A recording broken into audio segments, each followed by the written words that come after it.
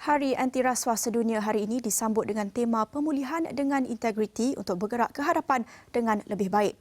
Pandemik COVID-19 tahun ini menjelaskan lagi isu kelompongan dalam tadbir urus bagi memenuhi keperluan rakyat, terutamanya golongan rentan yang paling terkesan. Dan sekiranya negara ingin bangkit kepada tahap yang lebih baik pada tahun hadapan, isu-isu struktural perlu diatasi yang dalam konteks Malaysia kebanyakannya berkait dengan gejala rasuah. Sempena Hari Anti Rasuah Sedunia yang disambut pada 9 Disember setiap tahun, bersedia menerusi Skype Datuk Seri Akbar Sattar, Presiden Persatuan Pemeriksa Fraud Bertauliah Malaysia.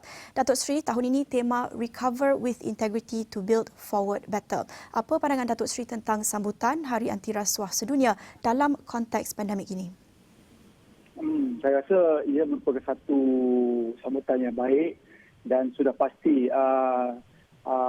terutama sekali ahli-ahli politik yang memerintah dan juga mempunyai kuasa patut mencari jalan untuk menstabilkan keadaan politik negara, sebab tanpa kestabilan politik saya rasa agak sukar untuk kita memperbaiki keadaan ekonomi, terutama sekali impak kepada orang-orang miskin dan juga orang kampung, termasuk juga orang-orang bandar yang kehilangan pekerjaan, hilang pendapatan dan sebagainya. Jadi ini patut ada satu plan yang mana untuk recovery supaya masa depan negara dan juga rakyat ini dijaga.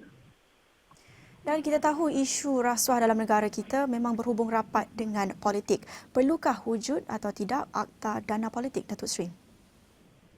Akta Dana Politik ini dah lama dibincangkan. Boleh dikatakan kedua-dua parti, sama ada pembangkang ataupun parti-parti pemerintah, mereka ni telah berjanji. Bahkan juga Barisan Nasional pada beberapa tahun dahulu telah mewujudkan satu jawatankuasa, iaitu untuk untuk mewujudkan satu akta dana politik. Sebab ia adalah satu akta yang begitu baik, iaitu untuk kita supaya ahli-ahli politik tidak salah gunakan kuasa terutama sekali dari segi politik, mendapat wang pembiayaan wang tanpa kawalan. Dan yang kedua, kita dapati bahawa hak pembelanjaan tu begitu. Kita dapati kalau di adun tu kita terpaksa belanja lebih kurang 150,000 dan juga parlimen 200,000. Tapi kita tengok cara belanja tu berjuta-juta. Jadi tak ada kawalan. Dan yang ketiga, kita dapati satu lagi, kebanyakan daripada dana yang diberikan oleh mana-mana pihak tu, kebanyakan daripada duit itu dimasukkan dalam akaun personal. Jadi ini tak bagus. Kadang-kadang orang bagi 10 juta, kita declare 2 juta je. Ini satu perkara yang tak baik dan juga merupakan pecah amanah. Dan satu lagi, ia tidak audit. Jadi jika ada sekiranya dana parti politik ini, maka ia akan lebih baik. Dan ada juga cadangan yang diberikan dalam jawatankuasa itu supaya government, kerajaan sendiri memberi peruntukan. Jadi berdasar kepada kekuatan parti.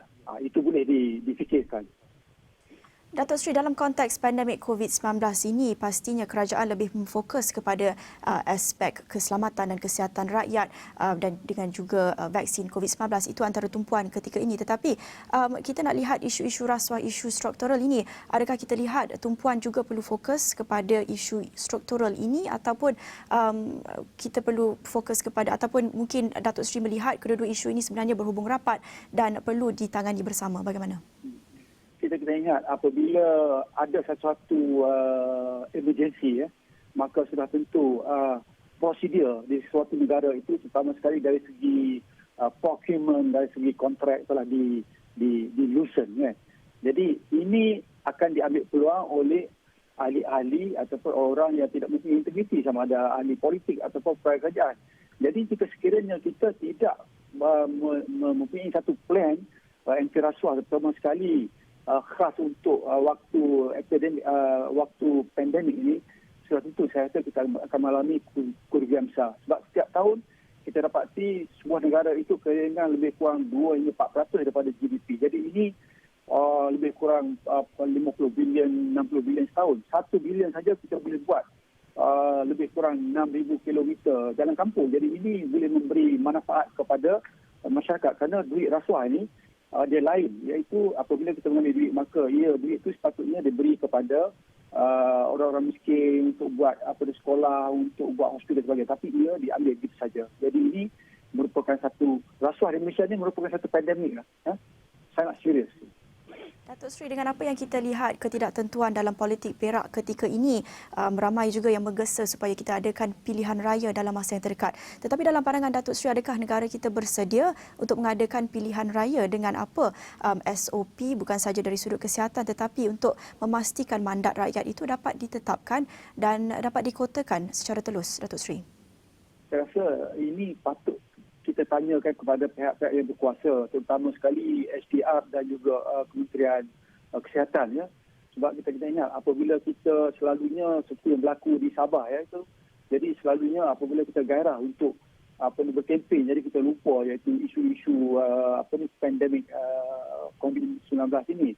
Jadi ia bukan saja memberi kesan tak baik, bahkan sebelum ini terbukti sebelum isu Sabah itu, sebelum pilihan raya kecil, negara kita boleh dikatakan sudah terkawal.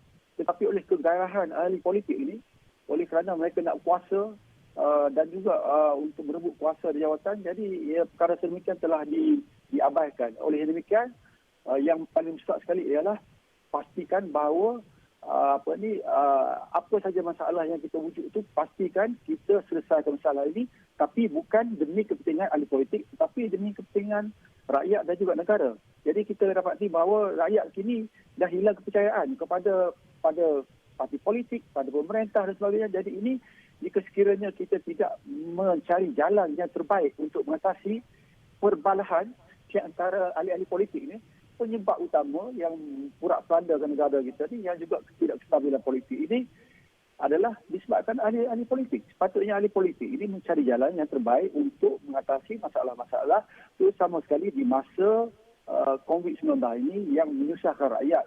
Dan juga banyak yang kita katakan bahawa rakyat ini telah merasa jemu untuk mendengar pandangan-pandangan yang tidak memberi makna kepada negara. Jadi ini merupakan satu perkara yang patut kita lihat, sebab kita kena ingat sebagai ahli politik, kita dipilih oleh rakyat. Jadi kadang-kadang itu sebabnya saya agak penting, ya, mencadangkan supaya kita ada akta lompat parti. Sebab ia merupakan satu, apabila kita tidak mempunyai akta lompat parti ini, saya rasa politika pandemik di negara ini kita tidak boleh atasi. Sebab selalunya kadang-kadang dia melompat parti itu boleh menyebabkan sebuah kerajaan itu runtuh ataupun kerana mereka dibayar. Dan kalau ikut General Corruption Barometer, ya, 2020, di antara institusi yang paling dilihat paling rasuah sekali ialah ahli parlimen. Jadi itu ialah General Corruption Barometer 2020, anjuran Transparency International Givening. Jadi jika sekiranya perkara ini masih lagi ahli politik merupakan satu institusi yang dipandang begitu serong dan juga tidak mempunyai standard, saya rasa beginilah keadaan negara kita, anak cucu kita dan sebagainya. Baik, Datuk Seri, kata-kata akhir mesej kepada semua sempena Hari Anti Rasuah Sedunia hari ini. Apa pesanan Datuk Seri dalam konteks pandemik dan juga menjelang pilihan raya ini? Ada 3 perkara, ya, untuk kita memastikan bahawa negara kita ini kurang dari segi rasuah. Yang pertama ialah iktizam politik yang sincere, yang ikhlas. Jadi kita kena mempunyai satu iktizam, iaitu jangan memikir kepentingan sendiri sebagai pemimpin, tapi fikirkan masalah-masalah untuk kita kurangkan kadar rasuah. Sebab kini kita dapati kadar rasuah kita daripada buruk bertambah buruk. Semua orang bercakap. Yang kedua, kita dapati bahawa kita hendaklah memastikan bahawa SPRM itu diberi kuasa penuh, iaitu supaya bebas. Jadi mereka ini akan menyiasat bebas. Yang ketiga, pastikan juga dari segi peguam negara, ya, menjalankan tugas tanpa fear and favor, dan juga pastikan kita menjalankan tugas kerana negara, bukan kepentingan sendiri. Dan akhir sekali, yang paling besar ialah sokongan rakyat. Jika sekiranya rakyat juga adalah merupakan pemberi kepada orang-orang yang pilih kuasa, ya, pada sama ada ahli parlimen ataupun ahli politik dan juga kerajaan, maka sudah tentu rasuah akan bergulir. Itu sebabnya kita perlukan sokongan rakyat supaya benci rasuah, jangan beri rasuah. Sebab kita kena ingat tanggungjawab ahli politik dan juga pegawai kerajaan adalah mereka ini menerima gaji daripada cukai kita. Jadi tugas mereka adalah untuk menjalankan tugas dan pastikan bahawa ia menghormati rakyat, sebab gaji mereka dibayar oleh kita. Jadi itu merupakan 3 perkara yang patut kita lihat. Dan akhir sekali, pastikan juga sebagai ketua-ketua jabatan sama ada kita PSU ke apa, ke ketua pengarah dan sebagainya ataupun ketua-ketua unit.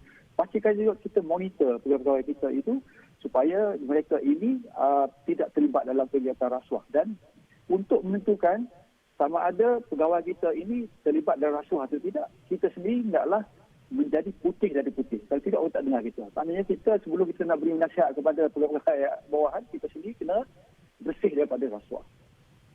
Baik, terima kasih Datuk Seri Akbar Sattar, Presiden Persatuan Pemeriksa Fraud Bertauliah Malaysia mengulas sempena Hari Anti Rasuah Sedunia hari ini.